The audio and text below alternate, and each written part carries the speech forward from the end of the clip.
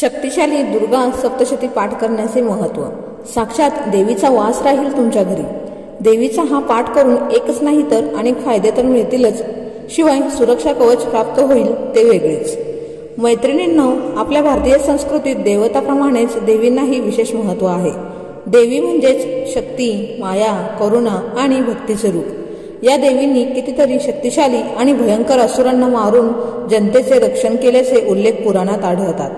त्यामुळेच या देवींची उपासना करून आपण त्यांना प्रसन्न करून घेतो आणि आयुष्यातील संकटे दूर करतो. आता नवरात्र तोंडावर येऊन ठेपलेली आहे.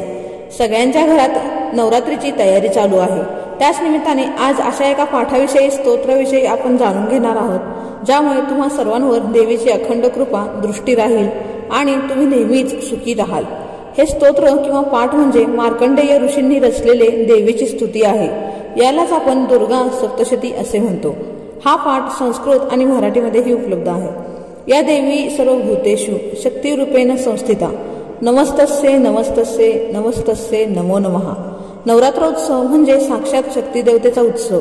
शक्तीची निरनिराळी रूपे आपल्याकडे परंपरेने पूजली जातात. पुण्य नवरात्रात केलेले दुर्गा देवीचे पूजन सर्वश्रेष्ठ मानले गेले आहे. अनेक ठिकाणी आपापले कुळाचार, कुळधर्म, प्रथा, पद्धती, परंपरा यानुसार विशेष व्रताचरण केले जाते. पण असे म्हणतात की पाठ करताना काही नियम आणि अटी पाळणे खूप आवश्यक असते. तसे केले नाही तर अघटित म्हणजेच वाईट घटना घडतात. त्यामुळेच सप्तशती पाठ करताना काही गोष्टींची काळजी घेणे आवश्यक आहे. तर चला तर मग बघूया काय आहेत त्या गोष्टींचे, काय आहेत ते नियम, काय काळजी घ्यायची ते बघूया. 1 नंबर, दुर्गा सप्तशती म्हणजे काय? दुर्गा सप्तशती हे स्तोत्र म्हणजे देवीचे स्तवन म्हणजेच तिची स्तुती होय. हे स्तोत्र पठण करणाऱ्या व्यक्तीभोवती सूक्ष्म स्तरावरील देवतेचे संरक्षक कवच निर्माण होऊन त्याचे अनिष्ट शक्तीपासून रक्षण होते. मार्कंडेय महापुराणातील सप्तशती म्हणजेच देवी महात्म्य याची रचना अनुष्टुप छंदात केलेली आहे. हे स्तोत्र नारायण ऋषींनीच रचले आहे. दुर्गा सप्तशती देवीचे चरित्र वर्णन करणारा ग्रंथ आहे. या ग्रंथात 13 अध्याय असून तो 3 भागात विभागण्यात आला आहे. दुर्गा सप्तशतीमधील प्रत्येक अध्यायात भगवती देवीचा महिमा, महती, महात्म्य आणि देवीच्या स्वरूपाविषयी वर्णन करण्यात आले आहे. दुर्गा सप्तशतीच्या पहिल्या भागात मधु कैटभ वधकथा, मध्यक्रमात महिषासुर संहार आणि उत्तरार्धात शुंभ निशुंभ वध तसेच देवीकडून सुरत आणि वैश्य यांना देण्यात आलेल्या वरदानाविषयी विस्तृत माहिती देण्यात आली आहे. 2 नंबर, सप्तशतीचे पठण कसे करावे? 1 नंबर, पाठाला शुचिभूत शरीराने व मनाने बसावे. 2 नंबर, आंघोळ करून संध्यादी व देवांची पूजा करावी. 3 नंबर, देवाला व घरातील वडीलधाऱ्यांना नमस्कार करावा. 4 नंबर, पाठाला बसण्याची जागा स्वच्छ करून रांगोळी घालून 3 पाठ अगर आसने मांडावीत.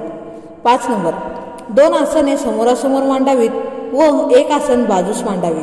हे आसन देवीसाठी असते. आपण वाचत असलेले देवी महात्म्य आपल्याजवळ बसून देवी सुद्धा ऐकत असते. वाचणाऱ्याचे तोंड पूर्वेस अगर उत्तरेस असावे.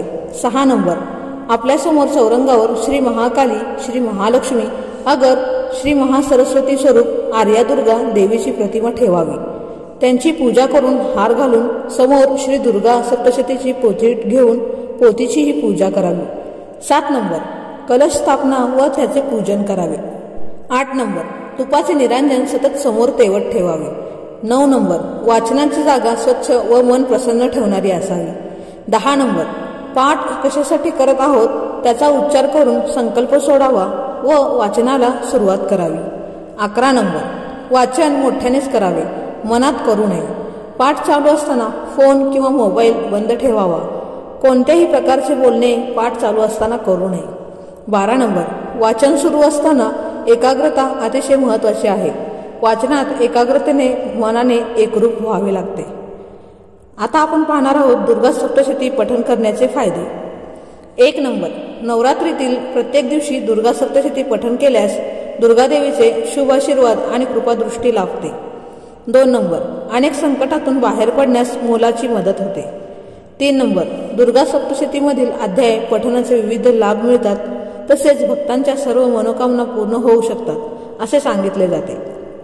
4 नंबर, दुर्गा सप्तशती पठणानंतर दान करणे आवश्यक असल्याचे सांगितले जाते. यथाशक्ती आणि यथासंभव दान करावे. असे केल्याने प्रत्येक कठीण टप्प्यावर देवीचे शुभाशीर्वाद कृपा पाठिंबा मिळतो, अशी लोकमान्यता असल्याचे सांगितले जाते. 5 नंबर, सप्तशती पाठ केल्यावर अगणित पुण्य मिळते. शिवाय प्रत्येक अध्याय पठणाचे फळ वेगवेगळे आहेत. त्याची माहिती आपण आज बघणार आहोत. पहिला अध्याय भक्तिपूर्वक पठन केल्यास सर्व चिंता दूर होतात, शक्तिशाली शत्रूचा नाश होतो, शत्रू भय नाहीसे होतात. दुसरा अध्याय पठन केला असता शत्रूकडून बळजबरीने बळकावलेले घर, जागा, जमीन मुक्त होते. तिसरा अध्याय पठन केला असता युद्धात विजय मिळतो आणि कोर्ट कचेरी, कर्ज यात विजय होतो.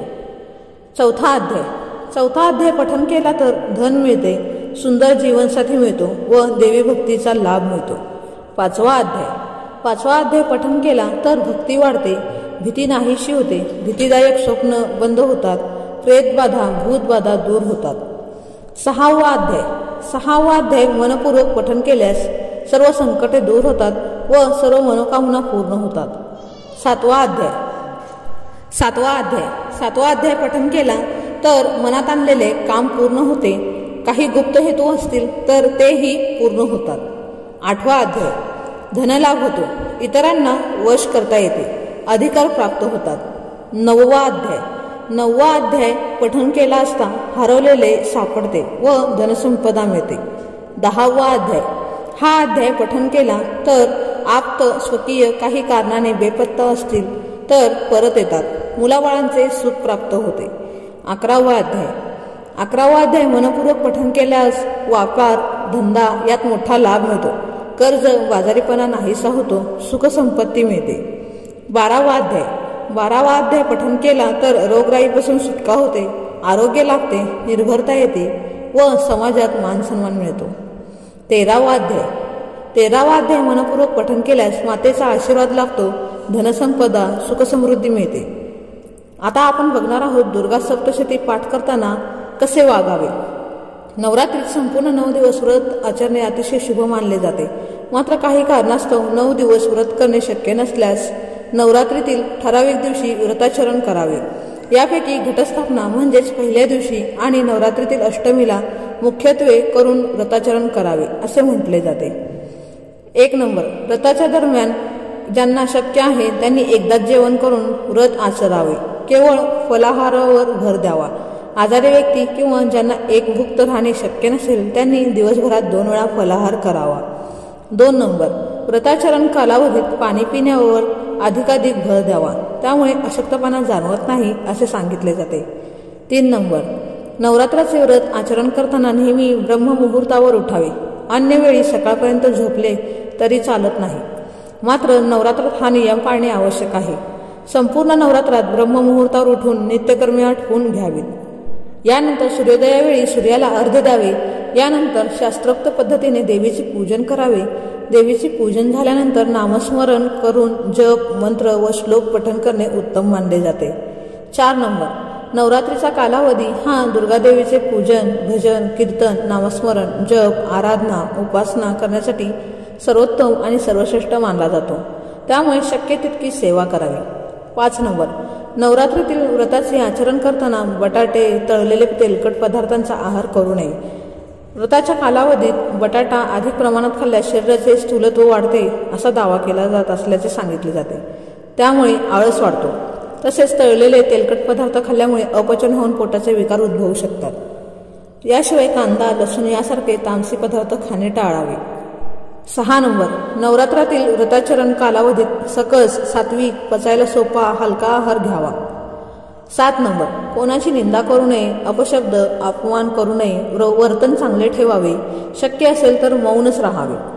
6 नंबर, दुर्गा सप्तशती पाठ करताना कोणते नियम पाळायचे ते आता आपण बघणार आहोत. 1 नंबर, दुर्गा सप्तशतीचे पाठ वाचताना हे लक्षात ठेवावे की पाठाचे उच्चारण स्पष्ट आणि शुद्ध असावे.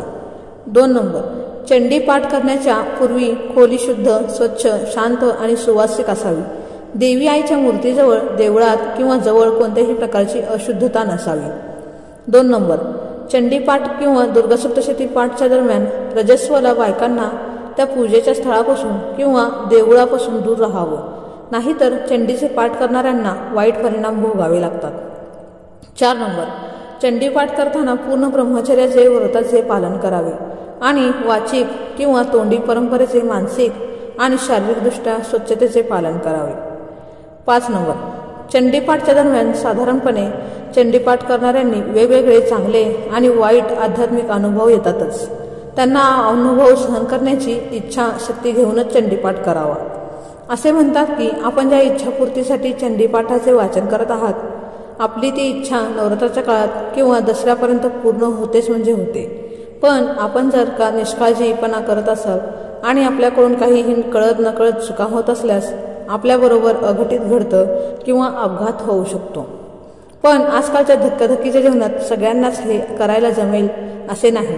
ज्यांना जमत नाही त्यांना पाठाचे पुण्य प्राप्त करण्याची इच्छा आहे अशाने सर्वप्रथम कवच कीलक व अर्गला स्तोत्र म्हणावे. यानंतर कुंजिका स्तोत्राचे पठण करावे. असे केल्याने संपूर्ण दुर्गा सप्तशती म्हटल्याचे पुण्य प्राप्त होऊ शकते असे सांगितले जाते. एका पौराणिक कथेनुसार महादेव शिवशंकरांनी पार्वती देवीला या उपायाबाबत सांगितल्याचे म्हटले जाते. तर मित्रांनो आणि मैत्रिणींनो, आजचा हा तुम्हाला माहितीपूर्ण व्हिडिओ कसा वाटला ते मला नक्की कमेंटमध्ये सांगा आणि आपल्या कमेंट बॉक्समध्ये जय दुर्गा माता लिहायला विसरू नका. असेच आपले नवीन नवीन व्हिडिओ पाहण्यासाठी आपल्या चॅनलला सबस्क्राईब करा, लाईक करा आणि शेअर करा. भेटूया पुढच्या व्हिडिओमध्ये. तोपर्यंत धन्यवाद.